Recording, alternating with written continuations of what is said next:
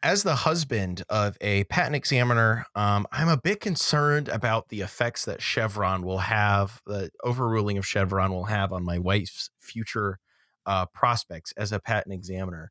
Um, no, I don't. You went with the old Supreme Court ruling. Yeah, last week's insanely impactful. Last week's really impactful Supreme Court ruling. Yeah, I actually think that's the more impactful one, arguably. Yeah, my opinion upon the new one is that it's just reiterating in more certain terms what has already been treated to be the common law application for the last while. It's just sad to see it in writing, really.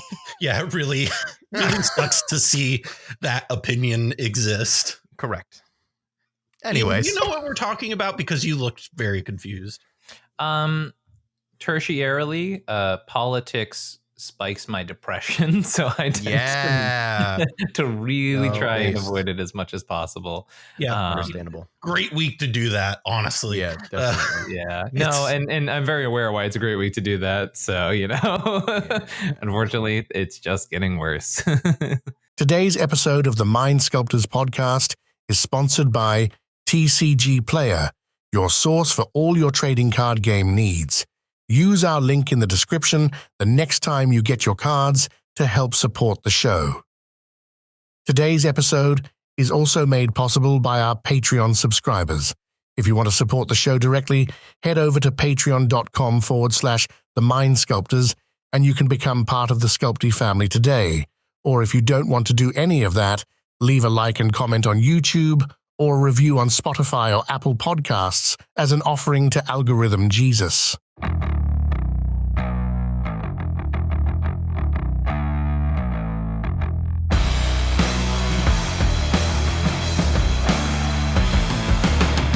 Welcome, everybody, to the Mind Sculptors. Is that really how we're starting this episode? Don't worry, I'll cut it. No, you should put in the part where I'm talking about Chevron in my life. We do like to do the cold open. I think the cold opens are funny. Cold opens are funny. I love a cold open as much as everyone else, but the notion of our political system is failing is maybe not it. You know, okay, so there's the cold open right there. Discussing the cold open and just put it on Patreon, and that's how we're gonna do it. It's a very depressing conversation about politics. The cold open is Ian being like, I love a cold open as anyone else, as much as anyone else, but I don't know how I feel about us discussing how our political system is burning down. And then it just goes right into the episode. Yeah, good. Hey, everybody, welcome to the Mind Sculptors. This is definitely not our 151st episode. This is 149.4. As we discussed last episode, we're going to keep going up by increments of 0.2 until we have a 150th episode celebration. Welcome. I know this is normally Cal's thing, but I jumped in for no apparent reason. We have a top 10 breakdown for you this month, and I'm just going to keep powering through. I don't know if you've seen these before, but we do this. We break down our top 10 decks of the month, sometimes with a guest like our guest today. Introduce yourself, my lovely guest. Hey, my name is Cal, or Callahan, not to be confused with Cal or Callahan of the Mind Sculptors. Of course, within our niche, there would be two Callahans. Go figure. There would be two of us. The difference is Callahan's your Christian name. Yes, Callahan is my given legal middle name. It's true. Whereas the host of this podcast, as we all know, True's name is Slagathor. Yeah, exactly.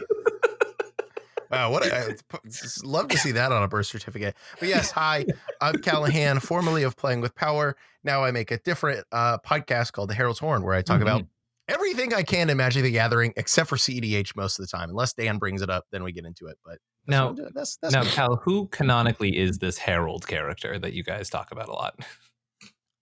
Is it Emma or is it Dan? There is the podcast has no lore. We are shockingly dry over there for how much we goof around. The podcast has no lore except that the first co-host to co-host 10 episodes was supposed to get a Herald's Horn jacket. I still have never figured that out. I owe that to Dan. It's a great running bit, so I got to keep the bit going. But there's no Herald, there's no horn. Yeah. There's no lore. Nothing's happening. I do appreciate the one thing of lore that I do know about the podcast is that at least every once in a while, Dan will bring up how most people interact without an anxiety disorder. And I really find it relatable as someone with an anxiety disorder. Yes, it's really great. That's how somebody without an anxiety disorder would handle that situation, exactly. I suppose. Yeah. It's so good because I'm like, I feel so seen in this moment. Yep. Speaking of podcast lore, I do have a little bit to add to our podcast lore because today I had a Lime scooter incident. Oh no. Yeah, I have a new one. So we went to lunch at this like hot chicken place in downtown. I can't remember the name. It was very good. But we walk out and we're like walking to our car, and right in just the middle of the sidewalk, blocking the walkway, so it's not a very big sidewalk, is just a Lime scooter parked in a way at a diagonal, so you can't just like easily walk around it. And then there's Lime scooters scattered everywhere. It's absolutely insane. Complete pandemonium. Honestly, yes. And yeah, I can't stand this shit. I hope that Cincinnati has less of a Lime scooter debacle, because I have not seen so many fucking scooters everywhere before. They are everywhere in the city. It's nuts. Yeah. But anyway, Cal, are you familiar with this bit, or is Cal just talking about Lime scooters just for no reason for you? Oh, I'm familiar with the bit, and I am also not to continue twinning, but I am a Lime skater hooter. I am a Lime scooter hater to the extreme. This is so good. I am a Lime scooter hater to the extreme. They are all over Columbus. People just lay that. If people were able to like be responsible with them and leave them in a reasonable spot, a little bit around the corner, standing up, they could be on the sidewalk, not in the middle of it, not in the middle of the intersection, whatever, not just dropped and run away, because I think they can be an interesting tool for pedestrian mobility, and it is conceptually a neat idea.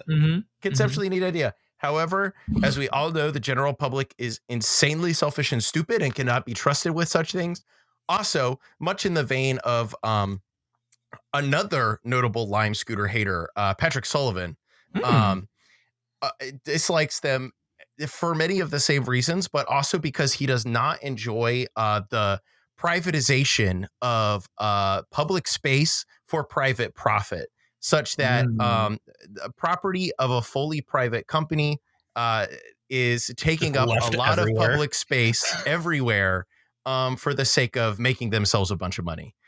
Something about that rankles me a little bit as well. I can agree with that. So just from top to bottom, I think we could do without Lime scooters unless people were just not shitty. If people just handled themselves better, if people knew how to act, we could have Lime scooters. We could have a nice thing, but people don't know how to act. So I kind of want to kick one every time I see one. Yeah, it started off when they first came out. Like they a few of them showed up in Omaha, and I was like, these are kind of neat. And then they just keep showing up, and they don't leave. And then it's like an infestation. Once you get them, they don't go anywhere. I will also say one thing. As we all know, I was just in Columbus for the Cowtown Throwdown this most recent weekend. I don't know why I said it like a Christian dad who's never pronounced Pokemon before, but Cowtown Throwdown. I was at the YouTube. Yeah, I've seen a marijuana, but I was at the Throwdown of the Cowtown variety, and I got into Columbus, and there was just a bunch. And now knowing that you both are there, I really do feel like the regional just sort of doucheness of Lime scooters is a very Ohio-based problem. Not that they're not around. It's a Midwest. They're very popular in the Midwest. Right. Yeah. I hit that Columbus border and I was like, oh, look, a bunch of shittily laid Lime scooters. And I was like, I'm here. I could tell I've crossed over into Ohio. The Lime scooter situation got worse. And to be fair, there are many cities where they leave everything around, but specifically the Lime scooters as an epidemic feels like a very Ohio-based epidemic, particularly. Yeah, and I guess Louisville in that sense as well. Yeah, it's only like an hour and a half from the border. It's no big deal. Mm-hmm. Oh my god, It's has to be put in prison. Give me a second. It's fine. It just gives me more time to rant about fucking jail. Tell the Mind Sculptors audience that you've been stepping on my desk and my cards.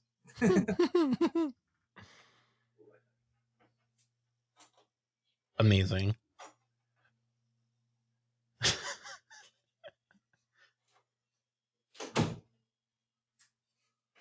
He's like, what if I walked on every card? Every card? No. Not one in my deck box.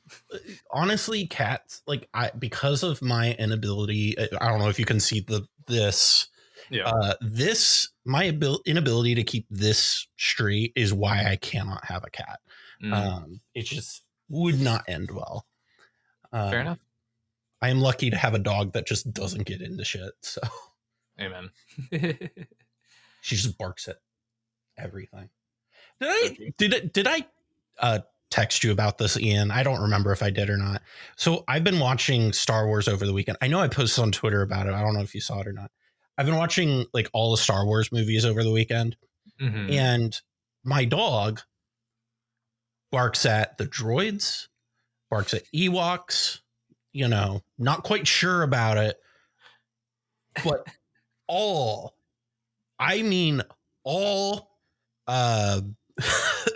fucking Wookiees are A-okay. The big hairy monsters that only scream, they're great. She has no problem with them. Right. But when Yoda walks onto the screen, she's like, I don't know about this, guys. They were like, I know how people talk. Yoda don't talk like people. Big scary. When she first saw C-3PO and R2-D2, she was like, this is not right. This is not right. What are you doing? What are you doing? And yeah, it's very comical to me because that happens. And then I'm like gearing up because I'm like, oh, Chewbacca's going to come on screen. She's going to lose her fucking mind. And no, she's like, oh yeah, whatever. It's just, she's like, that's a standing dog. I don't know what you mean. Like, that's fine. I know what that is. I am dog too. Yeah. Well, we are here, like Ian said at the top of the show, to do our power rankings for the month of June. And we like to start things off, Cal. Obviously, we have our guests start us off. But we always kind of kick things off with a little bit of an honorable mention. So do you have an honorable mention for the month of June? For me? For a deck that's outside of the top 10 here? Yeah. My honorable mention personally has to be something that almost made it into the top 10 this month, Callahan and ComedIan. It is one of my favorite decks. It's a deck that I'm about to start playing again. Ooh. It's Ob Nixilis Captive Kingpin. Okay. A lot of banger heaters from MH3, a couple new cards. At least one new card. And the deck's gone through a lot of iterations over time, all that kind of stuff. That's going to be my honorable mention. That's what I'm saying. Okay. You're cooking. Yeah. I think I just think it's a solid deck. It can kill people. Yeah. It can play combos. Yeah. And it got some new cards. So maybe it's going to pop back up a little bit. I don't know. I legitimately think it's one of the better pickups for Chthonian Nightmare, right? Yes, it's not technically an outlet, but you have literally like 20 to 30 cards that just convert to a win through that outlet. Second of all, it's like if we did a top 15 every month, it would be there. Yeah. You know what I mean? Like it's never for me. I think an honorable mention is a perfect spot for it because it's a deck that performs well. It does really solid all the time. It has some bad months. It has some good months. But at the end of the day, like it's just doing what a lot of our top decks do, just like a couple percentage points down every time. You know what I mean? And I think that means for a solid 15 to 20. We've actually gotten a bunch of requests to do pop it out 11, a little bit. Yeah, well, like an 11 through 20 basically episode. Like what's our next bunch of decks? Yeah. And I think that's a really fascinating exploration that we can definitely do sometime. But I think Throbby D is a good place for that one. I liked seeing both of you not verbally react. I'm gonna no sell that one, Ian. You're gonna not. I didn't get you with Robbie D. You don't get that one from me. Okay, all right. Well, thank you for your time, Sharks. besides Chthonian Nightmare, the other like MH3 card it got, Party Thresher, 2-drop 1/4 non-creature spells you cast from exile have Convoke, and then it also lets you pre-combat main phase. You can discard a card. If you do, exile the top 2 cards of your library, then choose one of them. You can play it. So it kind of just like helps you cast your Obnick stuff. Over time, the deck has kind of played more and more of these pinging creatures, so the creature count over time has kind of only gone up, so you have a lot of stuff to convoke out those spells with. So hey, seems like a fun little include. What else are you doing with a Reckless Fireweaver or a Cataract? Exactly. Might as well make it into a mana rock. Sounds good. Yeah, and for those who don't know, Convoke does not care about summoning sickness, right? So that's kind of hot, right? You can literally play creatures off of stuff that you can convoke into more creatures and spells as you go along. And it itself is also like only a 2-drop, so it's not even you can like kind of pay it back very easily. Yeah, it's very above rate. Yep. I feel like it got some decent MDFCs too, right? Like I guess it's an ad nause deck, so it doesn't play a ton of them, right? No, that's kind of the idea. Yeah, never mind. Ian, I might play 1 or 2 of them. I don't know. Yeah.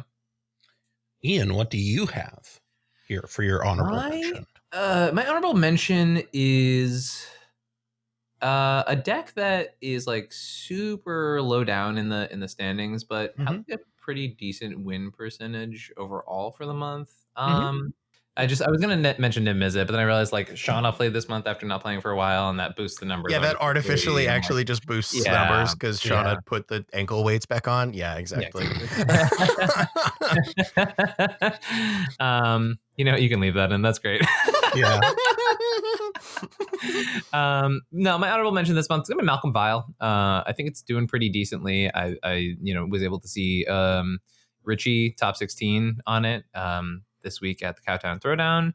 His list looked really solid in his hands. Obviously just like a pretty decent player when it comes to Grixis in general, right? But Malcolm Vile's like putting up some numbers. I played against some on some win-ins this weekend too, right? So like there's a decent amount of stuff going on there with that deck, and it got some new tools. It's got some pretty efficient stuff. All Malcolm decks kind of, if they are into the pirate theme, definitely got some help with the new flair of what's the blue one? Denial. Denial. Yeah. So a little bit of something. Yeah. I'm also Malcolming for my honorable mention, but mine is Malcolm Timna. Okay.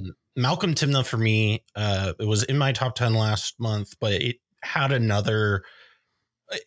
good month, but it was only 13 submissions it was only 12 submissions, and it didn't make any top 4s or top 1 or like tournament wins. So I was just kind of like having it above some other stuff that might have some other, good stats I felt kind of weird about, but it was still a deck that I'm like, I still think is very good. I feel like we talk about Malcolm Timna on a weekly basis at this point. Like it is the deck that we bring up the most of, just like, this is a deck that I think is really solid, that not enough people play and kind of underperforms for no particular reason, mostly because it's just built weird. And like, I don't know. I really like at minimum, the commanders a lot. Yeah. So Malcolm Timna here at my honorable mention / number 11. And I gotta admit, like, if you were pressuring me to like not pick Obniks, then those were like the 2 that I would like be choosing between myself. I mean, like, I know I may be biased. I'm notable Malcolm stan. The card's insanely powerful. But one of my main takeaways this weekend was that I saw like a lot of Grixis Pirates players in the room, and a lot of them were doing shockingly well, especially Grixis Pirates. I was just kind of like, oh yeah, great, love to see it. Well, and I noticed that too when I was pulling these stats, because like it was especially notable because like historically on these standings, Malcolm Vile, and we talked about this a couple weeks ago when we did the like the truth about your favorite cEDH commander. Yeah. we talked about that of it's just like historically one of the like losingest decks in the format. And so like seeing it do really well is really nice. And Malcolm Timna's kind of the same thing where it's like both those decks just kind of struggle generally historically for some particular reason, but like I don't feel like they should. You know what I mean? Like it always feels like, to me, Malcolm decks, Cal, you're a sports fan, so you will appreciate this. So I finally have somebody that I can talk to. Here I am. I'm here to carry through the sports metaphor. I'm here for you, Cal. To me, Malcolm decks kind of feel like the Cleveland Browns in that you look at the roster and you're like, this should work. It should work. I don't know why. Like, this should be like a 10-6, 12-4 team. And then you know, then it's the turf and Nick Chubb gets injured. Yeah. Nick Chubb's knee blows up, and then Deshaun Watson is your quarterback. And somehow Joe Flacco's performing way above expectations, and we squeaked into the playoffs, and then we lost. Oh, brother. No. Yeah, exactly. But that's what Malcolm decks kind of feel like to me. They on paper should be way better than they actually perform. And I don't know what it is, but I want to figure it out. It's just like, you know, it's kind of the whole thing with like, we talk about with, we talked a lot about Yuriko last week, and it's like, I have some ideas for things that you can do differently, but then I'd have to brew it and play it and spend time, you know, with Yuriko. And I'm like, I don't know. I could just play the deck that I've been playing. And that's kind of where I come down at it. But anyway, Ian, you can come back now. What do you mean? I've been here the whole time. Can't you see my Mimikyu? Okay, Samurai. Yes, I also agree as a sport baller. Okay, while we're talking about Malcolm Bile, I do have to shout out one of the people who lost the win and in for getting in there this weekend, which was Carmen Pontello, I believe is how you pronounce his last name, who is a client of mine, has a super sweet Malcolm Bile list that is like actually like Grixis turbo hacks and like like Nas, that kind of stuff, but on like Necro, both versions, and like all that kind of stuff. It's a really, really sick list. And he like did really well. He was basically in a better spot than me going into day 2, but lost the win and in. So it was really, really cool to see him do so well with that.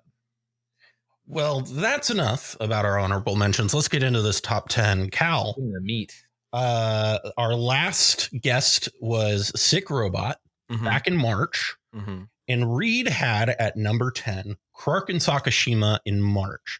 What are your thoughts on Kark and Sakashima here in June? Or really just what are your, I guess I don't know why I asked it that way. I was like, what is your pick for number 10 here in June? I don't know why I worded it that way. Here's what happened is my voice cracked while I was asking that, and then I got distracted by that. Going, like, oh, shit, what do we do? What do we do? But yeah, what do you have here at number 10? Here at number 10, my very own subjective choice? Yeah. Oh, brother. Here at number 10, I personally would put Kark and Sakashima. Okay. Oh, really? That's awesome. No, yeah, for sure. No. Well, it's because I don't know that I would never. No, I'm not fucking putting Kark and Sakashima at number 10. You thought I was gonna do that? Yeah, I'm restarting. Nah, that's all staying in. Yeah, that's all staying in. You think I edit this video podcast? No. All right. At number 10, I would put Rogrek Thras. Okay. I know that may be like a little low for some people. I know. I can hear everyone. I can hear you screaming at me. I can hear you calling out insults at me even. But Rog Thras, I think, is a solid number 10 for me because it's a solid deck. People have done a lot of work with it, and it is performing. But I want to see it take some more stuff down. It's like what one tournament. One tournament, I think, over the history of this deck that I can tell. Yeah. And it was like in the last month, right? It won a match. It won a tournament this month. So I love the deck. It in playing it myself a little bit in the past. I feel kind of the same about like Rogthras and Dargothras in that like both of those decks have both felt like I draw a random card and I'm like, oh, this game I thought I was out of, I'm right back in, which is not used to something I'm feeling in a Sans like black deck in particular. Cause like in the black decks, you can draw your Demonic Tutor, your Adnaz, your Vampiric Tutor, and you're like, oh, I can do anything right now. But Rogthras, Dargothras, but more specifically Rogthras, because I think it is the better deck. In playing in the past, I have loved just having that feeling of just being like, oh, every single card in my deck is so good with my plan that I can draw anything that's not a land and just be like right back in it. I really appreciate that about the deck. I appreciate the movement of that deck off of the like Poly Tyrant strategy. I think that was super solid. I think the Poly Tyrant strategies in general were kind of a mixed bag. And I think seeing the community, writ large kind of move away from it was probably a good call. Ian, what do you have here at number 10? Regretfully, I have to give credit where it's due, and I have to talk about my least favorite popular deck in the format, Dargothras. Yes. Teamer boys. Listen, this is a reoccurring thing on this episode or on this podcast, though, because it's this deck that just kind of and when we talked about it a few weeks ago, it was one of the only like 8 that is played every month. Yeah. And it's just always at least 10 or more entries every month. And like one person basically held it up this month because it did. You know what? Actually, heck with this. One person won a tournament with it. This is bullshit. It shouldn't be 10th. I don't even like that I put it here. I want something else. We're replacing it. I don't even care. Krark and Sakashima. Yeah, great. Sure. Krark Saka. I believe in it more, so let's go with that. Okay. At least Krark Saka has more than one top 4 this month and a lot more top 16. Actually, like a way higher top 16%. And just a better win percentage in general. Generally speaking. Dargothras, get off my list. I've decided mid-conversation that I don't want you on my list. And Krark Saka, you did it. It was, you know what it is? Because sometimes when I look at the numbers, I see the like one top 4, one win, one like multiple top 16s. And I'm like, oh yeah. And I'm like, no, wait, that's the same person. Yeah. So like it had one person do well with it. That does not deserve to be on the top 10. I do not need to see it. Sorry, you're one of the few decks with a win this month. Doesn't mean that I care. So Krark Saka, good job. You've flipped your way to the top. I don't know. The deck's been doing really well, and it's been hard, right? Because no one wins with Krark Sakashima, right? No. They top 4 with Krark Sakashima. They top 16 a decent amount, like a really decent amount with Krark Saka. But no one's taken home the pudding. Is that it? Take home because I think what happens is like you get in these more serious matches, right? And then everyone goes, "Oh, well, it's the finals on the line. I can't mess around." Yeah. With Sakashima on the stack, I'm going to return Krark and blow you out of the game. Yep. And you're like, okay, cool.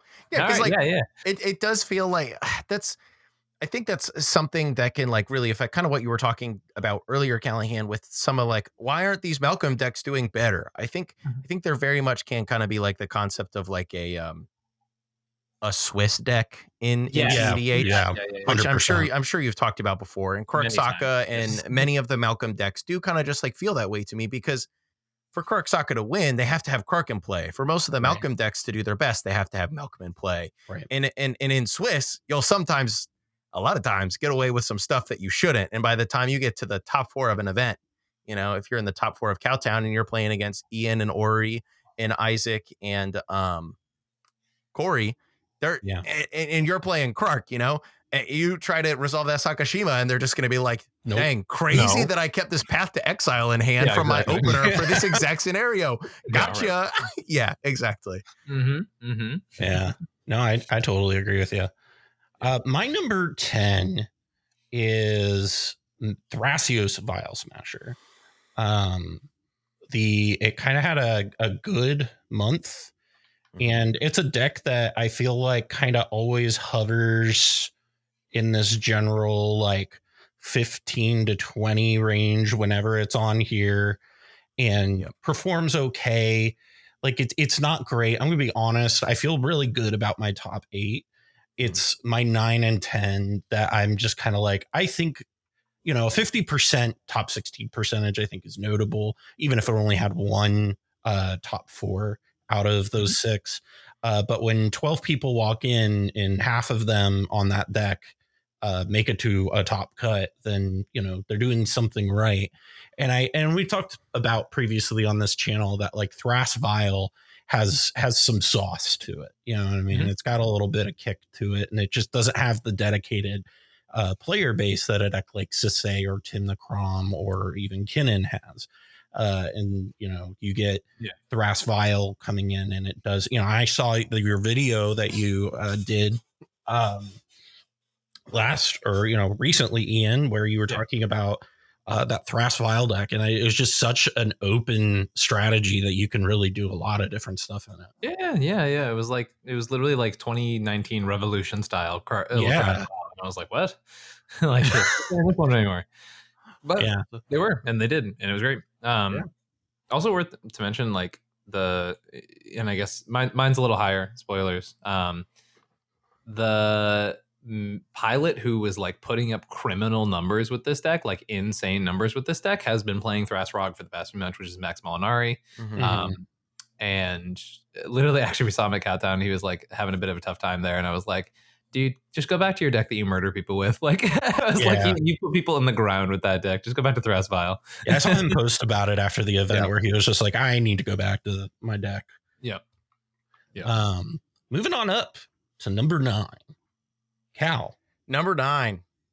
You guys will never believe this. I spoiled it when Ian was talking about his honorable mention. I do actually have Malcolm Vial sneaking onto my list at number 9. I'm not sure if it should be there, but I have liked some of its performances in the last month, and I am also, I think, a little bit biased by what I saw this last weekend. Like I saw, you know, Richie top 16. Granted, Richie, like, that's his deck, right? Richie did really well with it. Exactly. Like, Richie is a Malcolm Vial guy at this point in time. There was some other pilots that did really well, and I think we are fine. I think one of the big problems that this deck had in the past,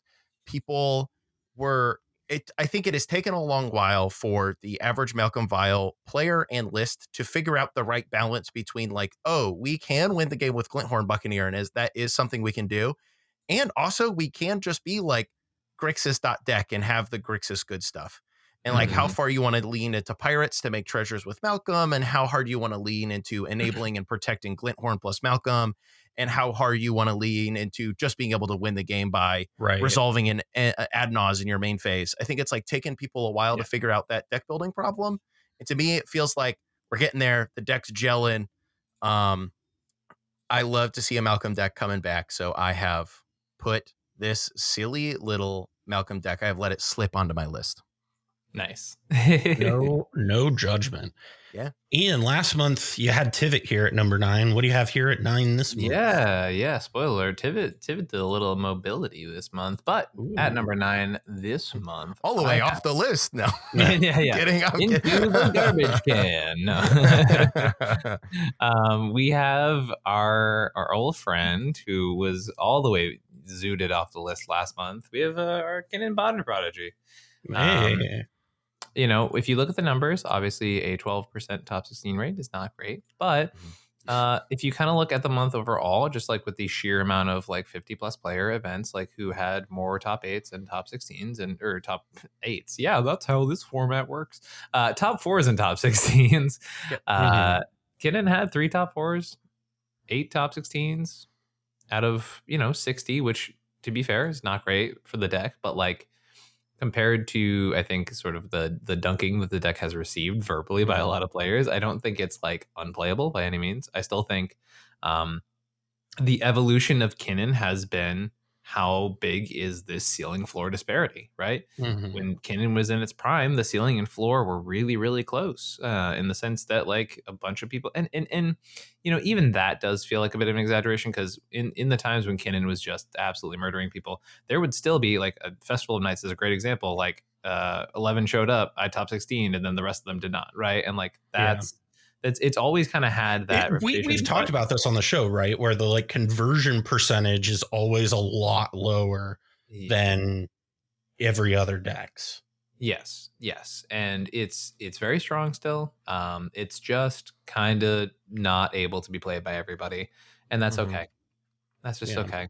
I think it's a different deck than it was X amount of time ago, and I think that's just something that the pilots kind of have to get used to. You know what I mean? Right. I think it's gonna be fascinating to see where it goes from here. I also just had a random epiphany, but I'll leave that off the podcast for now. You know, no, I'll say it. You know, I think it could be one of those decks where you stick Nadu in the 99. It could kind of cook. Not gonna lie, that'd be kind of hot. You and I have been cooking on Nadu in the 99. Yeah, so yeah, it's we've been on a bit of our meth lab. Oh, that's what I heard. I saw. Oh yes, oh, he showed you the deck. Oh yeah, I've been showing basically everyone at Countdown who is like either a Nadu stan or a Najila stan saw the deck list basically. Yeah, no, I'm excited to talk about that on the channel once we get some more reps in on it. I probably am bringing it to a tournament this weekend is the idea. Yeah. My number 9 is Atraxa. Believe it or not, back from the dead. It hasn't been on my top 10 since January. So Atraxa is back here at 9. Like I said, I don't love my 9 and 10 that much. But Atraxa, like, for like all that's been said, you know, it's got a 36% top 16 percentage last month, which is a huge swing from where it had previously been. Wasn't it just because NATO started playing it again, or what? No, NATO's been on Blue Farm. Yeah, that's what I was going to say. Yeah, classic. Fair enough. But like 36% win percentage, or not win percentage, but top 16 percentage. Its win percentage is like dumpster fire, 23%. But its ability to make a top 16 has been pretty good. So I wanted to point that out. I don't know how I feel about that being on anyone's top 10, realistically. Yeah, I mean, I agree, but you know, like I kept looking for other things to put there, and I'm like, well, shit, Magda shit the bed this month. Corvold sucks. Obnixilis had a rough month. Yuriko had a rough month. Crick, we don't need to talk about Crick. Atali is just fell off a fucking cliff, right? Thrastimna is okay. Like there were just so many things on here where I was just like, man, I don't feel strongly about my 9 and 10. My 1 through 8 I feel good about, but my 9 and 10 I'm just like, I'm just going to reward a decent top 16. Yeah. Fair enough. Makes sense to me. Number 8, Cal, what do you got here? Well, I mean, we kind of just already talked about it a little bit. My number 8 is just Kinnan. Kinnan, pretty a good commander that I always want to see succeed more than it has for the last several months. You know, we just went through Cowtown Throwdown where there was, I believe, 20 entrants on Kinnan, and Christ. A fat 0 of them made top 16. So, maybe over. Let me not overstate that number. Let me researching. Pulling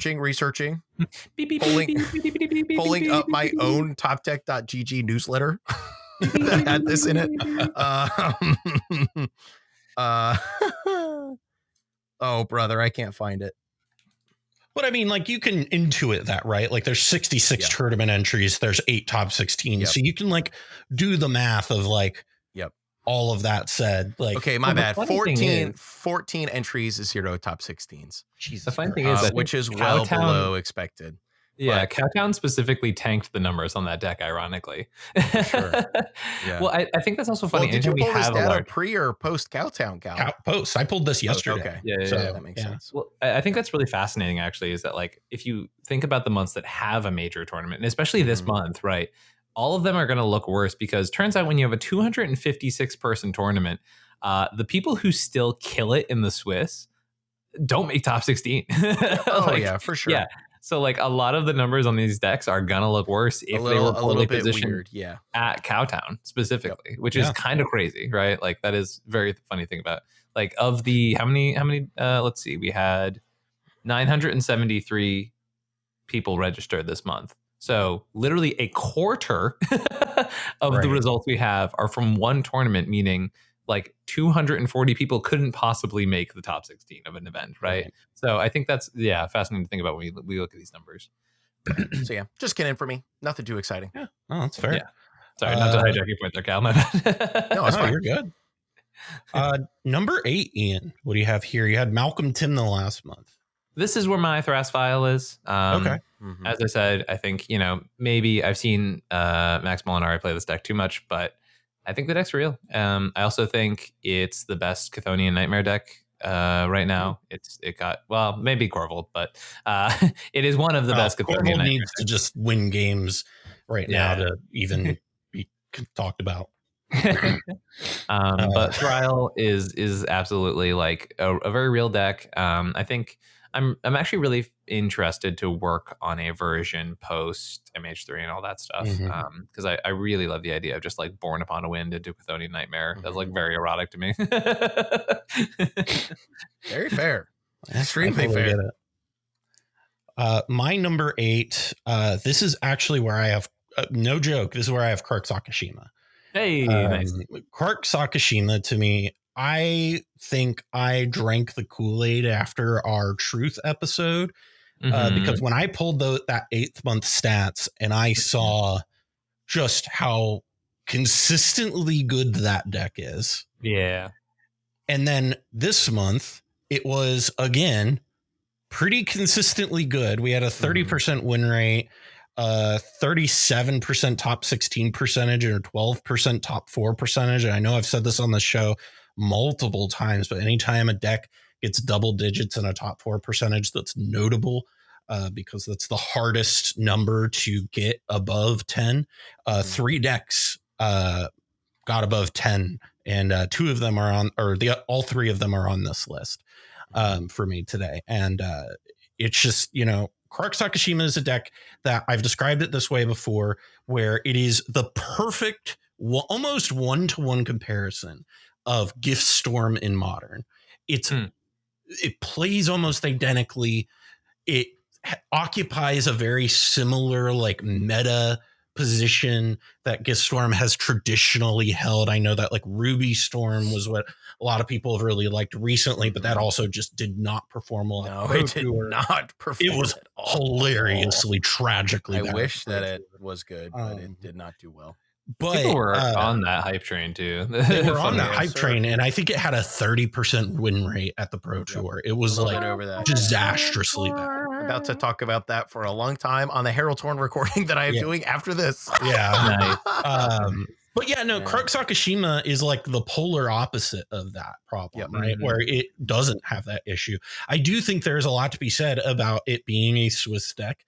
I think that really talented pilots who know that deck really well can play it in the top 16 well. I'm talking about your Ken Baumans and shit.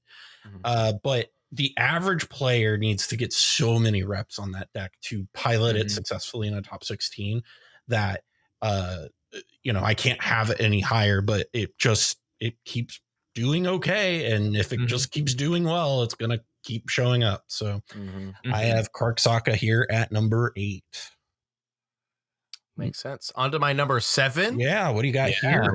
Mine is Cope. Mine is Cope. Mine is Cope. My fellow co-host, not co-host, my fellow podcasters.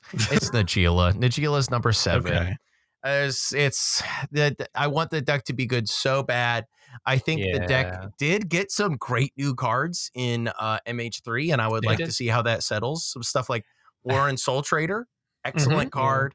But people are ready to remove creatures, and Najeela had a tough month. So this is my Cope. It should be at number 10. Realistically, if I'm going to put it on the list, it should be at number 10 or like my honorable mention, but I kind of just like made my list and it just kind of ended up at 7, and I was like, well, okay, all right. But this is the one I definitely feel least strongest about of all of my rankings. Yeah, that's fair. Yeah. Ian, what do you have here at 7?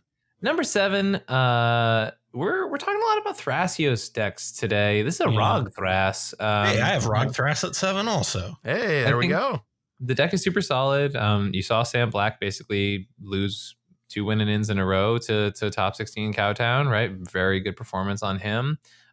We have a number of other players here. Also, our other premier Rog Thras player in the format, Ryan, which I don't remember exactly what he goes by on Discord, but he chose to Rog Sai this tournament, so we didn't really get to see him at the big throwdown, rocking his normal deck. But the deck's been doing pretty good numbers. I mean, it's a deck with a lot of sort of ability to be played poorly and a lot of ability to be played well, and much in between.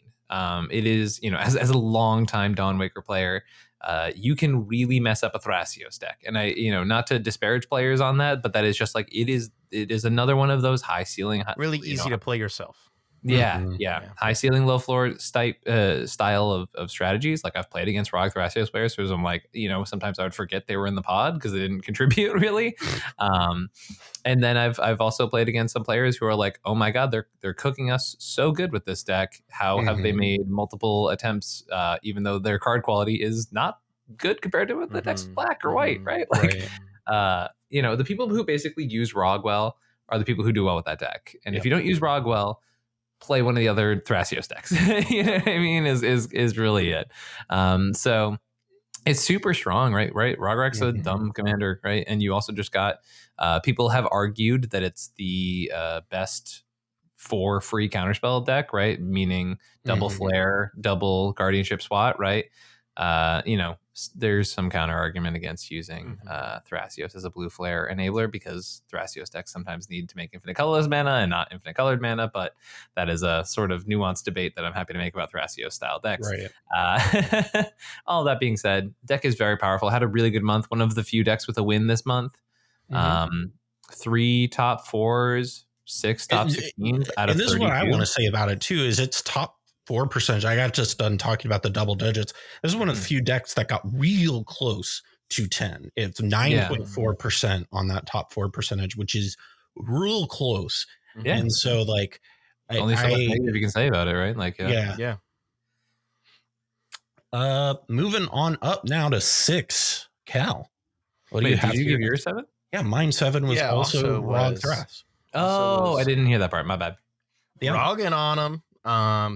For lack of a better term.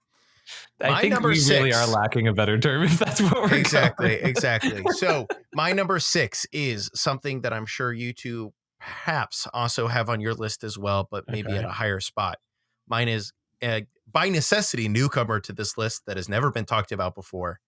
It is Nadu Winged Wisdom. Nadu Winged Wisdom is my choice for number 6. One of the greatest breakout performances we have seen over the course of a month. Not just one of the greatest, it is the best. The greatest breakout performance we have had for a new commander.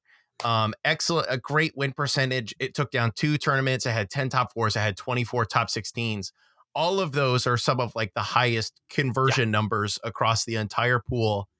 But by a lot too. By a lot. And so like theoretically maybe it should be higher, but like I'm hedging my bet. I'm putting it at 6. You can't just jump all the way straight to number 1. Yeah. People may figure out how to play against it. People may just figure out remove the Nadu and it doesn't do as much. People may figure out interaction spots. People may go up on Pyroblast together with their Red Elemental Blast, and that makes enough of a difference over a bunch of different tournaments. Right. But of all of these really commander-centric decks that kind of do like something that could be described as like parasitic, in that it just like does something kind of outside of the normal realm of a cEDH game, this one gets to play Force of Will. It gets to play Fierce Guardianship. It is incentivized to play Spellskite, Lightning Greaves, Sylvan Safekeeper, Misdirection. Exactly. This deck wants to play free spells, and it wants to jam every single thing that like gives a creature shroud into the deck. It's not a deck building cost to play Lightning Greaves and Nadu. It's not a deck building cost. It's a feature, not a bug. Exactly.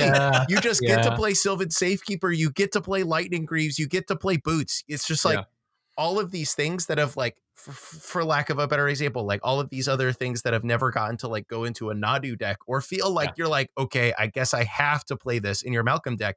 You want to play a Nadu, and I think that is a really big boon. I look forward to see where Nadu goes in the future. I put it at number 6. Yeah. So no fucking lie. For the exact same reason it's too good, but I don't want to put a new deck anywhere higher than this number. My number 6 is also fucking Nadu. It had a crazy breakout performance. I fear that the dirtle nature of this deck makes it very analogous to Paradox Engine. Not in the sense that it's a problem for cEDH, but in a sense that it will make casual games truly abysmal. And because of all the modern legacy players who are now currently experiencing PTSD, that it will unfortunately eat a ban, not for any. Did you see the price of that card drop after the weekend, by the way? Everyone's so convinced hard. Getting banned in Modern. Everybody's like, oh, this is getting banned. Tanked by dozens of dollars because people are convinced it's getting banned in Modern. That is crazy. Exactly. Like, so I wonder if Shuko's price gone down for the same reason? No, Shuko. I believe the exact thing was Nadu's staying high, but Shuko has the advantage of coming from a Kawagawa set, so it was just had like a printing, whereas Nadu is a Modern set, so it's just like printed into oblivion. A very popular Modern set too, where everyone's buying it right now, right? So this is for sure crazy. I think what you've probably heard Callahan and I, host Cal, and I mention in this episode multiple times is that like the Nadu 99 packages are also super underexplored and something that we've been messing around with.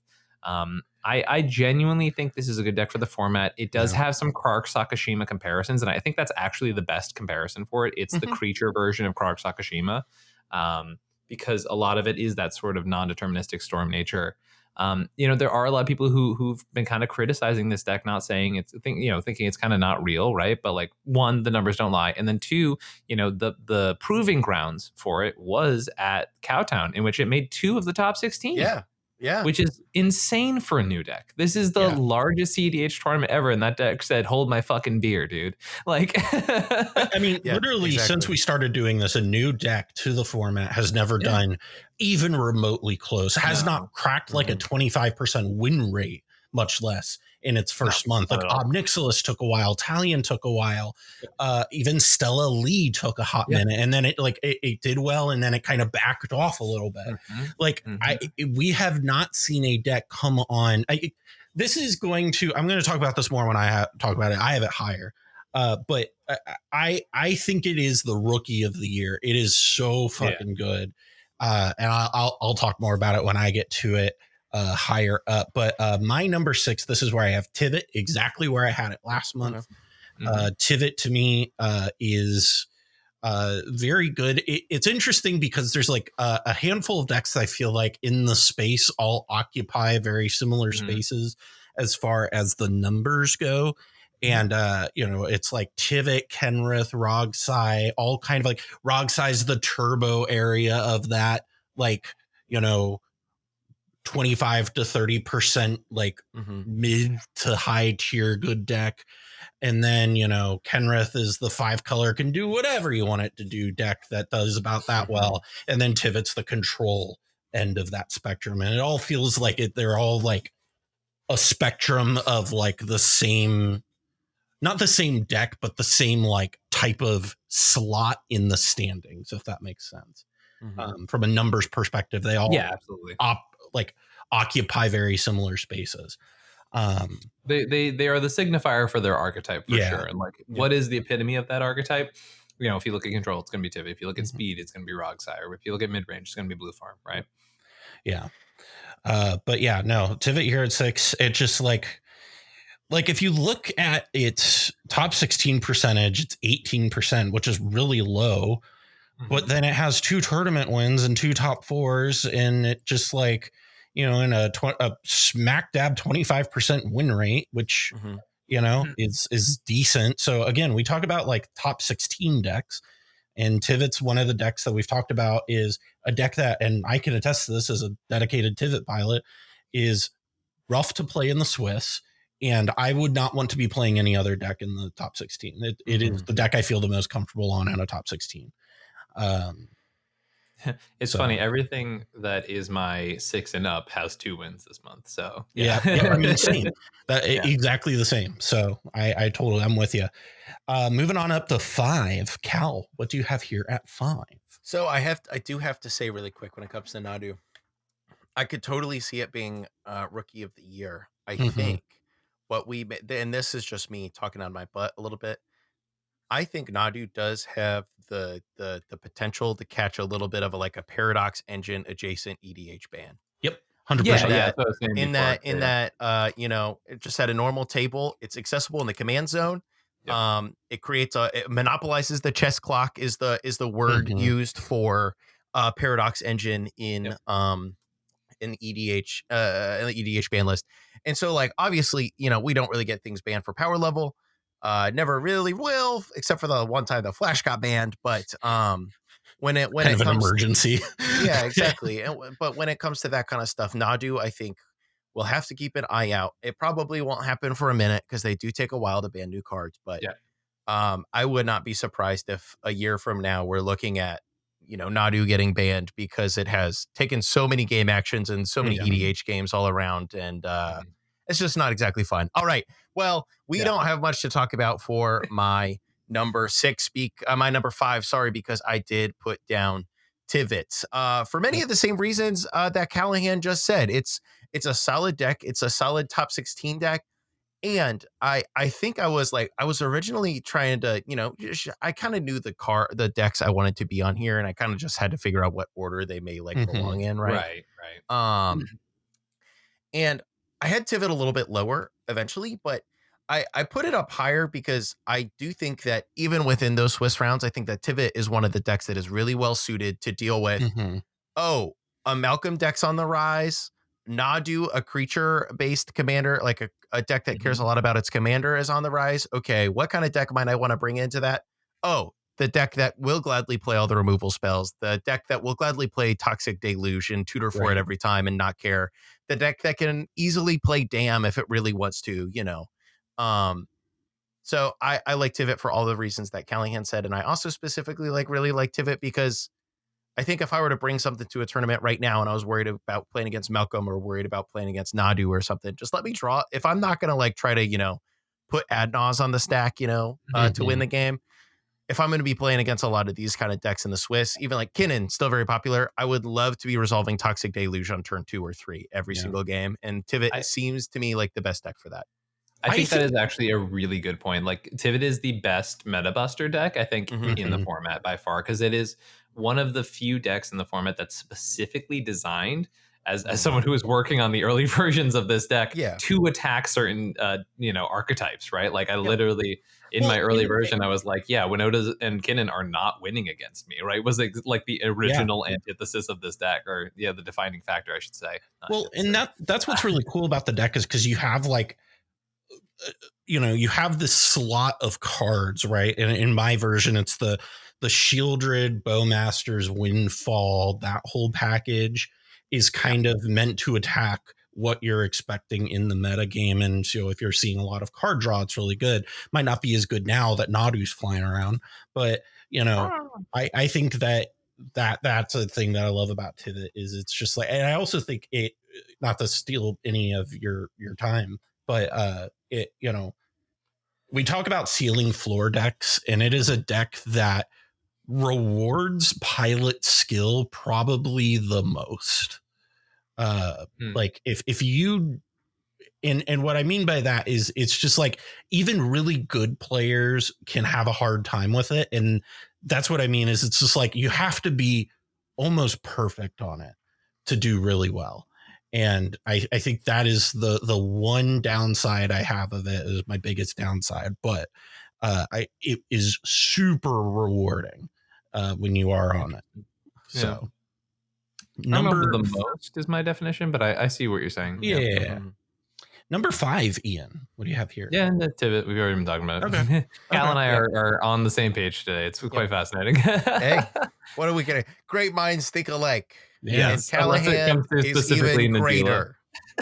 Except for Najila. Look, I'm the guy who chose to play Najila for Cowtown Throwdown 2 days ago. Hey. Let's not talk about my record, though. Yeah, that's fine. My number 5, I was just talking about it when I was talking about Tivit. It's Kenrith, the Returned King. I have it slightly lower than I did last month. Both my 4 and 5 took a small step back, and that's not a statistical step back. It's just that the new players in the arena have shifted the balance of the force. And so Kenrith I have here at number 5. I've talked about it for months on end. Kenrith is great. I don't know how to say that differently every month. It's Kenrith. It's good. It's mid-range. It's good. They play the deck. It's good. Number 4, Cal. What do you have here? My number 4. I do gotta like shout this out really quick. An oversight of my list. That spoilers. This is not gonna be on the rest of it. Is Kenrith. I like Kenrith a lot. I think Kenrith can do a lot. It just didn't end up on my list because I didn't think about it. That's my bad. That's my bad. That's on me. It's a very forgettable deck. Imagine that Kenrith is in the spot of Najeela and my list looks way better. My number 4. It's the big Grixis boys. It's the big Grixis men. It's Tevesh Krom, a deck that when it comes to win percent, like continually overperforms, but somehow never quite makes it out of the top 16. Literally. But this deck wins so many dang Swiss games that I have to believe that there's something there and it is getting washed out of top 16 to variance. Tevesh Krom, draw a lot of cards, do the big boys, do your Grixis stuff. I am a Tevesh Krom believer. I've loved seeing people pick it up and put it down and pick it up, especially over the last year. It kind of seems ever since like around the time of Mox Masters Envy. There was like that one post once upon a time when someone was like, hey, I changed up some of this data, how we looked at this data, and Tevesh Krom's actually really good. And then people started to pick it up, and it seems like since then it is on average done decently. But I'm just like, when we talk about like cEDH and how, getting to top 16 is like a lot of where the variance like starts to happen. Like once we're in top 16, we can talk about stuff being a Swiss deck. We can talk about stuff being a top 16 deck, but there's only so many top 16s that happen, and the variance in cEDH is pretty high. Yeah. So I am coping, seething, malding, believing that Tevesh Krom should have more tournament wins, should have more top 4s than it does, because that deck wins so many dang games. I think it has like the 3rd or 4th, just like best, not 3rd or 4th, but it has a top 5 like Swiss win percent this 100%, month. Yeah. And therefore I just like, I have to have it up here, even if it doesn't have like quite the top 16 finals, etc. results to back up that win percent. I have to believe. Yeah, that's my number 4. It did not make my list this month, despite knowing that like I do think the deck is very solid. I think it genuinely is just one of those decks that I've noticed, and this is something as someone who hasn't been playing it for a minute. And the faster versions are really good at making your opponents feel dumb about mistakes. And by that, I mean, it is so punishing when you let it do its thing. Like it is absolutely in the Rogsai sense too, but it just pretends to be blue farm better, right? And then just sort of goes, just kidding, I'm basically Rogsai. And that, as soon as they let it do the Rog in the command zone, and right. But it's what you're seeing with the Swiss results is like it does a really good job of pretending to be blue farm, right? So then people sort of just play against it like it's a mid-range deck, and then oh wow, they just exploded and just turned the corner a little faster than I would have expected from something like a blue farm deck in particular, right? Not that blue farm can't convert fast, it does obviously, but I think that's a lot of what you're seeing in these in the results of like very good at top 16ing, very bad at converting at the end. I think that's a lot to do with it, truly. Right. Number 4 Fair enough. Ian. What do you have here? Number 4, I have my boy, the King Kenrith himself. Never a deck I was traditionally associated with until I just picked it up and went on a tear with it. And I was like, damn, on paper, this deck feels kind of mid, but it just keeps cooking, folks. It is a soup. Yeah. It's the big broth, and you throw a bunch of stuff inside, and everyone goes, I could hate things a lot more than I hate soup. And no, I mean, Kenrith it's strong, right? It's just one of those decks where it's like you give it a window, and it goes, cool, I'll reanimate its Grand Abolisher, GG's, boys. And it really is that simple. Powerful 5 color options. You still get breach lines. You still get dockside stuff. You have some decent explosivity. I'm excited to play Chthonian there. I haven't had the chance to test it in that deck yet. It was so close to what I was going to bring to Cowtown. Who's to say what would have happened? Obviously, my choice of Sisay did me pretty good, ending in second place, right? But like, King Kenny's been my go-to lately, and you know, I didn't really touch it a ton last month, but people showed up and they put up results. I mean, 13 top 16s, you know, 27% top 16 percentage, but also like, you know, 0.2% win percentage. So two of the wins for the month, right? Pretty good. Pretty good. I mean, King K. Notably, one of the 3 decks that are have a 10 or more higher top 4 percentage. So it's a really good top 16 deck. Yep. Turns out you can pivot to what is necessary, right? It does the blue farm thing where you're like, yo, if I need to breach off on turn 2, like let's go. We're sending it. Or if they feed the dockside too much, guess what? Oops, you let me combo. Yep. Sorry. And then we have, you know, good pilots like Atlas who were able to take down the Laughing Dragon Expo, who's been like a just absolute murderer out in the West Coast for a really long time, you know, and we're seeing obviously one of his results this month too, right? So Kenrith putting up good results, but by multiple pilots, and that says a lot. And it's also one of those decks you look on the interior of the thing, and it's like, well, this is significantly different. We all have a central thesis here, but like, boy, is that soup a little bit different than this one. Like this guy's cooking with clam chowder over here. This guy's got some sort of chicken noodle thing going on, but it's all the soup. It's all the king. We all got the same broth. Yeah. As we all know, clam chowder and chicken noodle soup, same broth.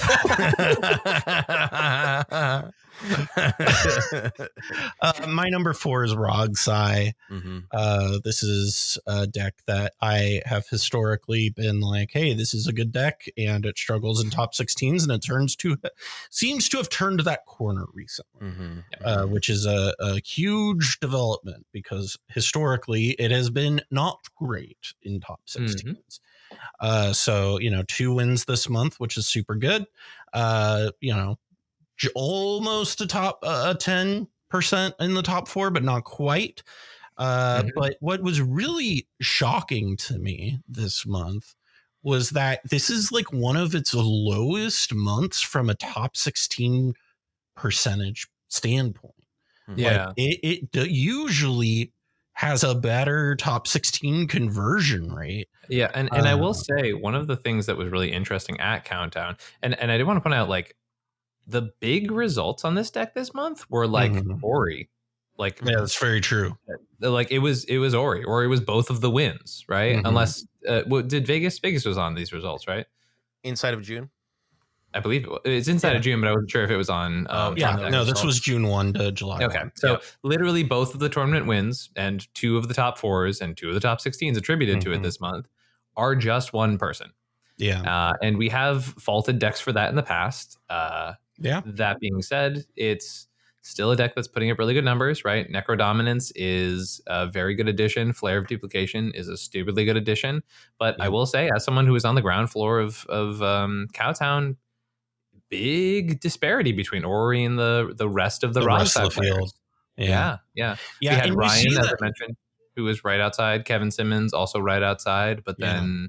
Vince also made top 16 with it as well. So like, still not bad, right? But like, you see that in the numbers too, right? Where like the February 36%, March 36% in the top 16 percentage, April 33, and then May down to 27, and then this month down to 22. So we've seen it kind of come back down to earth as far as that Swiss deck percentage goes, but people like Ori and why are names escaping me, who won the other event on it recently, not in June but in May. Tab. Tab is you know. I think with Countdown is that you know, several of the premium Rogsai players couldn't actually manage it. Like, right, Zane had family commitments. Tad was TOing. Mikey was so uninvested that he punted a turn 1 win and then dropped in round 1. Whoa. This is under the assumption that Mikey has ever finished a tournament. I know. Mikey does so well or so bad, and then drops after like 3 rounds and goes, nah, I'm gonna do something else because I'm a DM. I'll hit up the hotel bar. I'll go. Yeah, I'll go get some sushi. I would just much rather be doing anything else. You guys are getting sushi? Oh, okay. You guys are going to the barcade? Oh, all right. Actually, I don't want to. I'm 3-0 right now, but I'm not that worried about it. I sat down with him at the players meeting, and he's like, dude, I'm so worried Tad's not going to let me drop. And then he 0-1'd after the punt, and he's like, he let me. I'm so good. Yep. Oh my God. Yeah. So Rogsai, I still think is a top 5 deck. I still think is really good. Obviously why I have it here. But again, like I said, it occupies a very similar space in the metagame as Kenrith does and as Tivit does. And so I kind of have them all right here grouped together. Yep. Moving on to number 3, Cal, what do you have here? My number 3 is the one, the only. It's Sisay. Okay. Weatherlight Captain. Sisay, Weatherlight Captain. It's Sisay, Weatherlight Captain. Sue me. I like the deck. I think it's sick. It has won tournaments. It has top 16s. It has a quite good game win percent. I don't know. Sisay is like the one I tweeted about this the other day. Sisay is like the one deck that I'm simply so unfamiliar with. I just know it's like play out your little mana dorks. Hope you have a 3-power Sisay so you can first tutor for Anamanatu and simply win the game from there and go crazy. You know, that's what I know about it. Yeah, it's funny. I was watching some of my featured matches from Cowtown back, and some of the commentators trying to go over the line. I was like, it is very clear to me that y'all have not spent a lot of time on this deck because I need to get reps in on Sisay. It's a very complicated deck. You can go a whole bunch of different directions because if you have 5 mana, you can at any time just tutor up a decent percentage of your deck, and you got to figure out what to do with that. So even in the finals match at Cowtown, I was like talking to people. They were like, "Oh, well, you can just win next turn." And I was like, "Well, your math is like 13 mana off, but that's okay." That's not even close. But, I think that is like a lot of people kind of have like the same understanding of me of it. They're like, "Oh, they can tutor out Adamanatu. Bad. Exactly. So it'll get up to 5 colors, and then who knows what'll happen. The funny thing is, for me, I'm never worried about Amanatu for whatever reason. I'm always worried that they're just going to pull a Sakashima out of their ass and win on top of whatever you're trying to do, because it's happened to me at least 3 or 4 different times to the point that it's just burned into my memory. And it was like, I have at least one example where the game would have ended in a draw had we just not given this person two.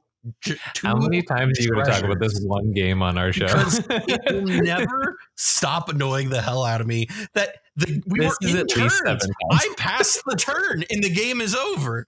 Yep. And instead we were like, nah, we got to let Sisay find an answer to your clear. We're going to draw. And it's like, okay. Yep. So my number 3 is Rogsai. Yep.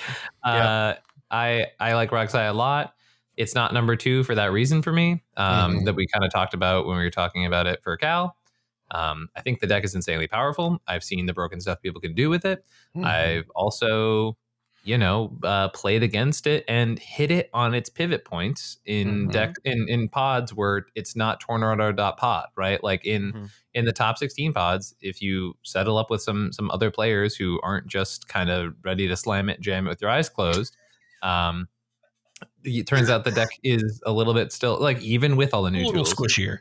It's a little squishier for sure. Don't get me wrong. It's insanely powerful. That's why it's my number 3. Right. And I respect the ever living piss out of it. It's one of those decks you have to respect. Once again, I'm saying there are points of failure to this thing because I think it's not number 1, but it's a stupid good deck. And right now in the metagame, and especially I noticed this is even worse in the West Coast, and I don't mean worse to be negative, but like this paradigm of information, but like when the events are sort of basically post lying scandal, people are less likely or more nervous about engaging in like conversation, not even like deal making or anything super crazy or crazy politics, but like they're just more convinced that someone could be lying to them, like just 15 to 20% more, right?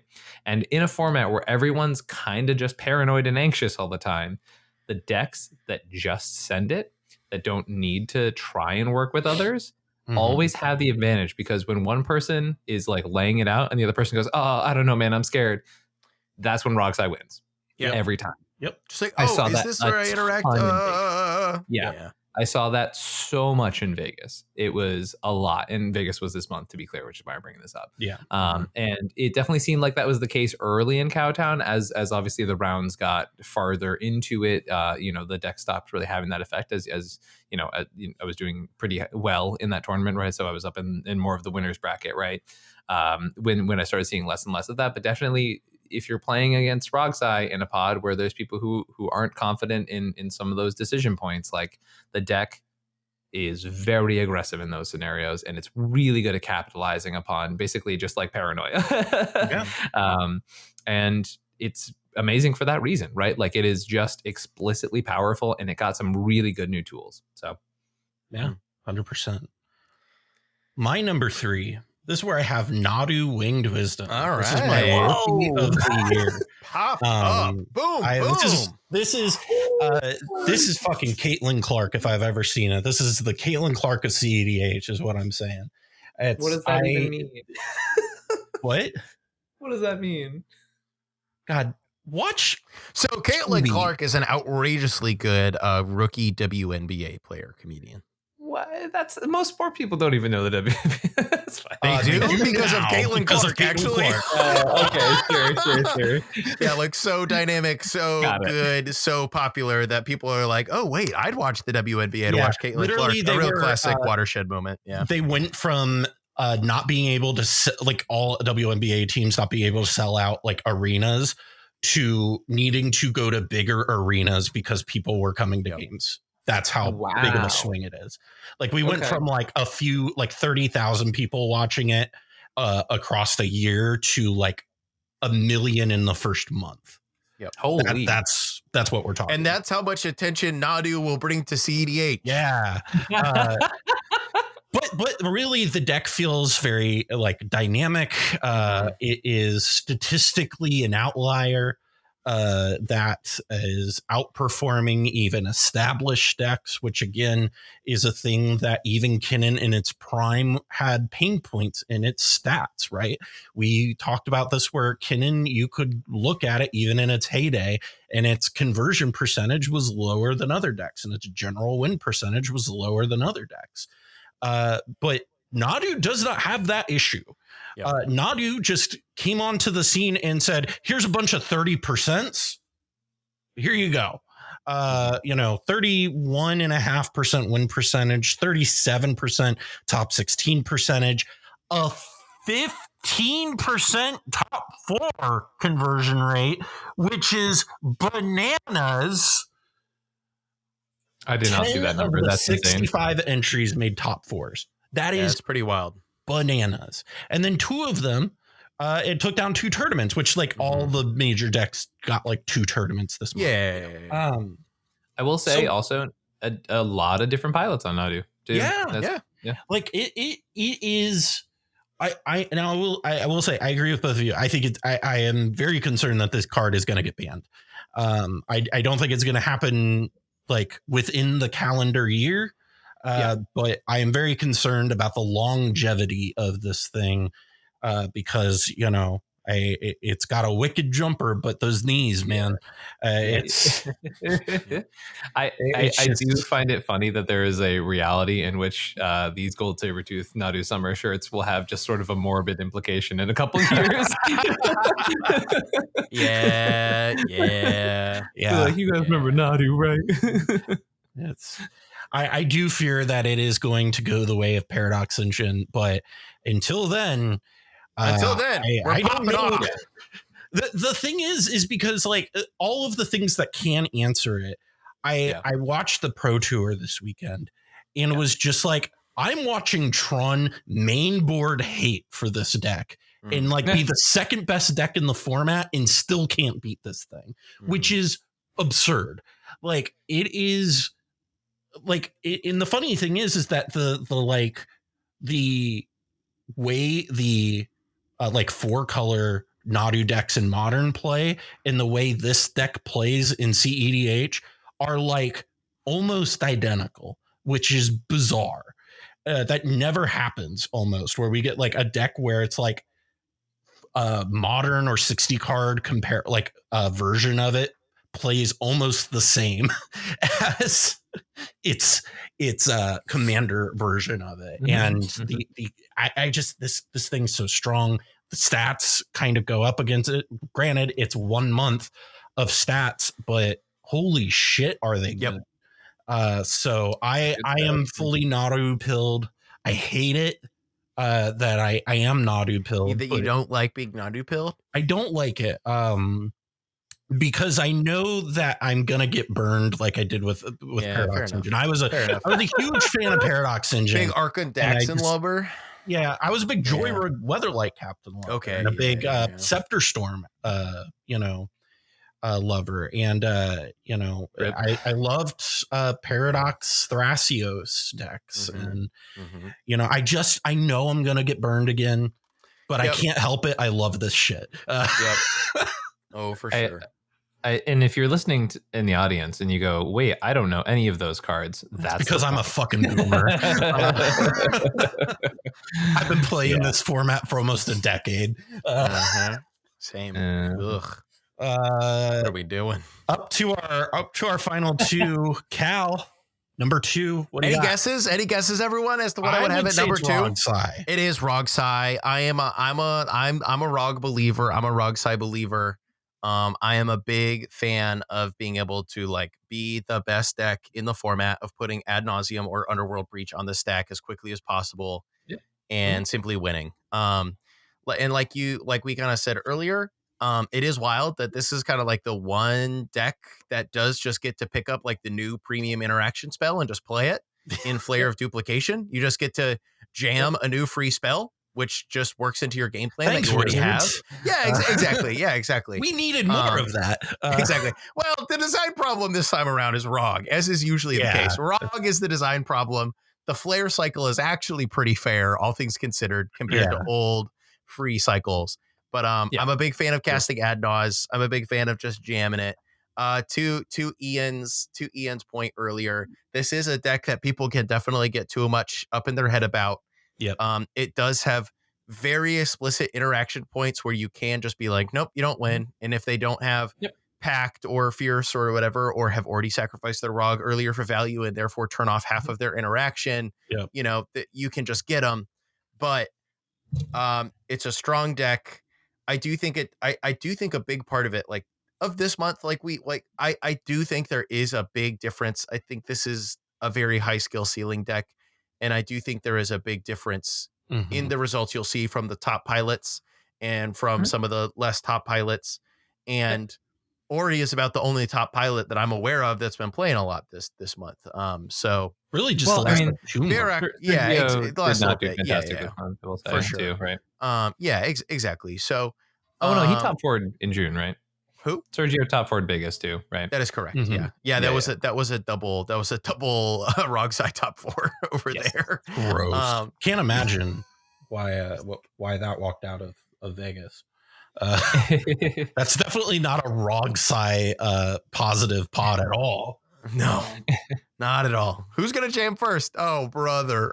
Well, and that's the thing too, right? Where we talked about this earlier, where it's like when you get into these when you get into matchups where turn order and the like variance doesn't matter, you see a lot of these other decks like do a lot better, and you see Rogsai retract because Rogsai is the deck that like pounces on that shit better than any but other deck. And the minute you get a matchup where it's like 2 of these same things in the same pod, it's like, okay, so there is exactly one thing happening here, and it's what was the turn order? And unfortunately, that's kind of what double Rogsai means. But Ian, you're number 2. What do you got here? Well, Cal, as we know, the same thing it's been for the past same as it ever was. We all know we all have Tim DeCrom as number 1. And brother. And no, Cal I left Tim DeCrom off my list. Oopsies. Did I do that? And my co-host and I both have Sisay as number 2. I'm greatly assuming. 100%. You know, ironically, literally the 1, 2, and 3 spots I have for my tournament are the 1, 2, and 3 spots for the Countdown Throwdown result. Makes sense. TNK winning, me in second place with Sisay, and Ori in third with Roxai. Sisay is still insanely powerful. I had what would some Sisay pods be concerned with calling the nightmare scenario for Sisay, which is I saw in 2 rounds, I never saw an Oppo, right? In the other 6 rounds, I saw a combined, the other 8 rounds, if you count the semis and the finals, I saw combined 13 opposition agents. And I still made the top 4. I didn't exactly get around to like my Sisay ranking, but a small concern of mine is that like opposition agent stocks are ticking back up and people love to play that card, but the deck can simply beat the card when somebody else gets rid of it or you can get rid of it yourself. And it is a temporary roadblock. Yeah. It is a temporary roadblock. And I bring up the 13, I think I definitely underwent an extreme case, I would argue, right? I think you really stress tested. Exactly how much you take. But that being said, right, the nightmare card for the deck was out in full swing. And still there were 3 of us in the combined top 16, you know what I mean? For Cowtown alone, this is just talk about a huge tournament. And Pun City 3, also a Sisay in the top 4, or was it 2? I think there were 2 Sisays in top 4, right? Sounds so correct.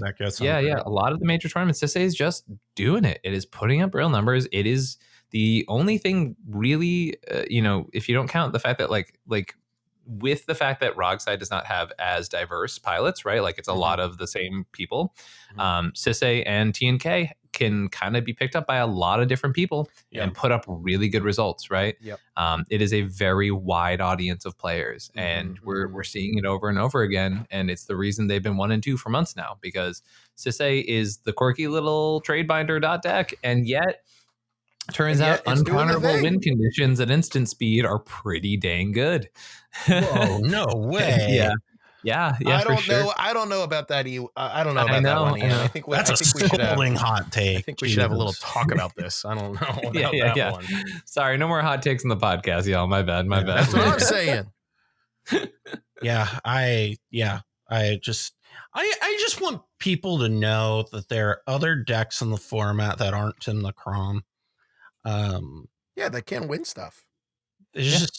There's a 136 tournament at 10% of the format is just Tim Necrom, which is sickening. But are we surprised? No, no. It's been this way forever. But it loses what may be construed as the weakest cEDH color from like a explicit like win the game type of power level. It draws a bunch of cards, which a lot of people love to do. Like people would rather draw cards than put a win on the stack, as we all know. And Lord of the Rings was the best set ever for this deck. And Lord of the Rings just like amped it up big time. So like, would you like more card draw and hate on things that stop you? Well, it's not even that too. It's Born Upon a Wind too, right? That. The 3 of them combined between OBM, One Ring, and Born Upon a Wind made this Blue Farms format. And the same thing with Rogsai, right? It is kind of sad to me that it's not sad. I mean, it's just kind of how things naturally work, right? But when the cEDH local scene got kind of started, a tournament scene got kind of started up in earnest about a year and change ago now. And a lot of those players, we know now, a lot of those players who kind of started grinding then, we know now it's like NATO and Virax and, all those people. And when they started out, or like Cody Napier and some other people who do well over time, when all of these players started out, like the first time I was playing against NATO, he was playing some 3-color pile. Varick was a Timna, like Thrasios player who got sick of that really quick. And all this kind of stuff. And now, half the squad, like all the rest of the squad that isn't like the people who consistently top 16 or top 4 even, or win events from the Columbus scene. They all showed up this weekend. I know them. And the majority of them were just like, well, yeah, of course I'm playing Tim the Crom. Like what else? what else am I going to play? I draw cards and I get to play most of the good spells and I do the thing. Yeah. I know NATO was like really conflicted because I know he really wanted to play like Atraxa or something else. Yeah, I mean, I will always like this play was him Atraxa stepping out of his comfort zone for sure. Yeah. Still put on a really great showing in my top 16 pod with him for sure. Good player. But yeah, for sure, absolutely. I think it is sort of obligatory at some point, right? Like it's also like the deck that just has that, the classic 60 card deck that has the 50% matchup against the whole field, right? Yep. That's what Blue Farm is. And it's like you're not doing anything fancy. You're drawing cards, and sometimes you'll put an Adnos on the stack, sometimes you'll put an Underworld Breach onto the stack. Sometimes you get to flash out an Oppo and change the pace of the game. Right. It can kind of do a little bit of everything. It's what Esper midrange. I said this last month too, but or maybe it was 2 months ago now. But it is the Esper midrange. What Esper midrange in Standard is what Tim Nakrom is in this format, because Esper midrange is very much the like, here is a pile of good cards that you don't have to think too hard about to play. And it may not even be the best thing to do, but it feels comfy to do, and it's defensible to do. Yeah, 100%. But yeah. Well, I am really excited to see my take on Nadu get just ripped apart in the comments. I think it can be defensible. It might be like a little high for a brand new deck, but it is a brand new deck that has burst onto the scene violently. Yeah, I think so too. I've got to say, it is. I feel a little uneasy putting a card this high or a deck this high that is new. Yep. But I feel a lot better when I look at the stats. Because those numbers make me feel. Yeah, let's just. I would like to vocalize them also. Okay, so 65 players, which is the most representation we've seen out of a brand new deck, but a 36% top 16 percentage. 24 of those, 10 top fours this month, and 2 wins. That is the closest thing to Blue Farm a deck has put up in a long time. Yep. Which is the craziest thing I've said in a long time about a new deck. It's just dang good. And again, 15% top 4 percentage is fucking wild. Yep. It is just truly shocking to see a number that high. I think the highest I think I've ever seen is like 12. Right? Yep. Like I think Blue Farm at its best, if I pull it up here, like Blue Farm. Oh, okay. I guess Blue Farm in October of last year had 16, and then since then has topped out at like almost 13.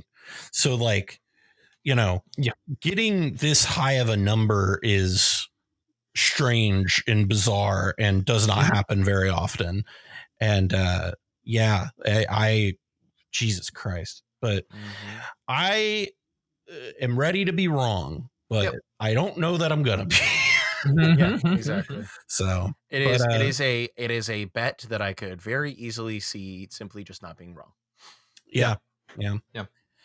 I don't go all in very often on decks. I feel like Ian can really attest to that. I don't go all in on like full sending, like buying the like hype on stuff. I'm usually I mean, especially in new decks, you tend to be pretty critical of most things that aren't, especially multiple colors. But here's this 2-color deck just sweeping. Yeah, this one just I can't.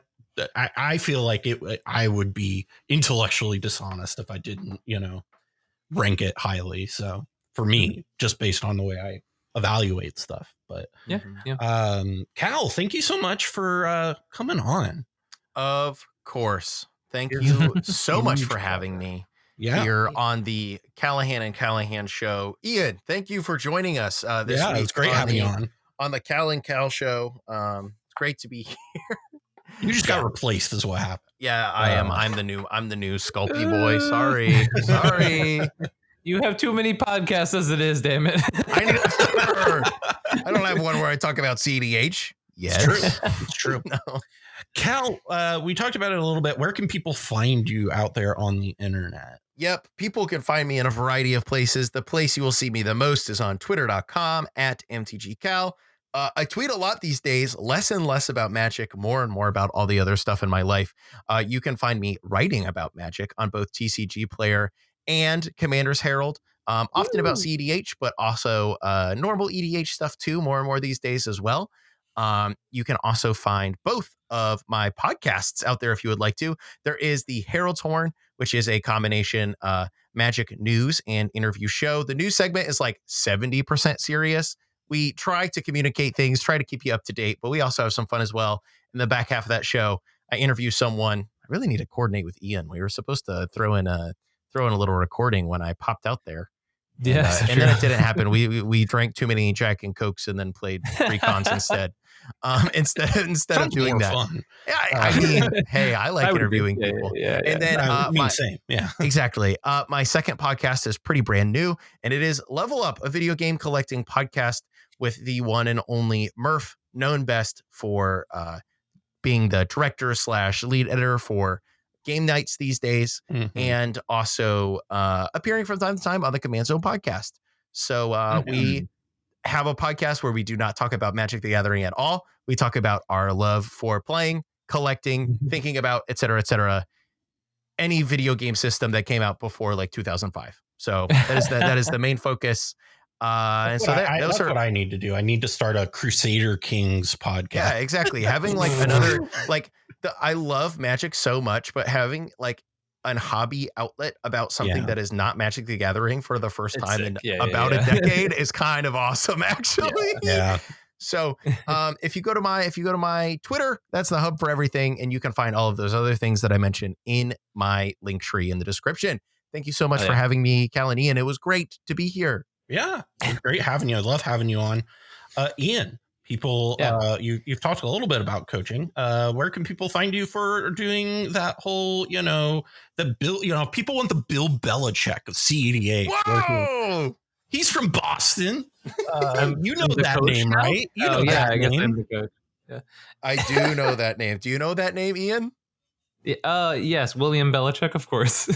Okay, Ian is no longer from Boston. Actually, we're entirely removing Ian from Mass if he does not the entirety of Mass. If we don't know who Bill Belichick was a happy, successful, very poor fanboy during the Patriots. Yeah, fair enough. During the good seasons. Okay, I'll give you that. Football is like the one thing I can follow for sure. Okay, fair enough. Okay. William Check, my favorite football coach. William Check. Love him and Trady. Oh man, yeah. I too do not like filling up my footballs all the way. So if you like coaching from, whoa, what'd I say? Double sleeve my decks. I don't actually. I'm defoiling Nagila right now because I'm like, it's real sus to have a single sleeved half foil, half not deck. So yeah, fair enough. But yeah, everybody, if you don't know, I am on YouTube at youtube.com/ComedIan MTG is my other channel, where I do a lot of tournament breakdowns that Cal is lovely enough to also be my editor for. In return, I am strapped to this chair to record this podcast. a little tradesies. That's the deal with the double Ian made last year. Yeah, I get it. Makes sense. Sounds like a good deal to me. Okay, fine. I'll record the podcast I enjoy doing with you also. I guess I'll just talk to my friend every week. But yeah, no, that's my other channel. And as everyone here has mentioned, I do cEDH coaching. I am lucky enough to not only have been able to play with a number of my coaching recipients over the past few weeks, and especially at Cowtown, but also I have recently taken the #1 spot on the topdeck.gg leaderboard. So I hope that can at least be a vague endorsement for my potential to allow to impart those skills upon you. I love player. this. I love this format. I love seeing my coaching clients do well. If you're curious about any of the info on how to reach out to me, youtube.com/ComedIan MTG. I have all my stuff in the descriptions, but comedianmtg@gmail.com is a super easy way. Adding me on Discord, either by finding me through my Discord or comedian_MTG. Just DM me on any of those places, including Instagram and Twitter, which is just @comedianMTG. Try to keep it nice and simple. Unfortunately, someone stole that Discord before I could take it. But yeah. Thank you so much for having me, as always, Cal. And if you're interested in all that stuff, blah, blah, blah, blah. Which one am I talking to? Who's to every single dang time in the last 10 minutes where you've said Cal, I've been like, huh? I understand. Yeah. Ian is, I often say this, but Ian really is the LeBron James of cEDH, because you could hand Ian a roll of duct tape and somehow he'll figure out how to top 16 with it. So, that is my endorsement. And also, notably, Urza worse than a roll of duct tape, according to Callahan. So is Gold. So, with that being said, thank you all for joining us. This has been the Mind Sculptors. Stay sculpty, everybody. That's a new one. I'll see you next week. Stay sculpty.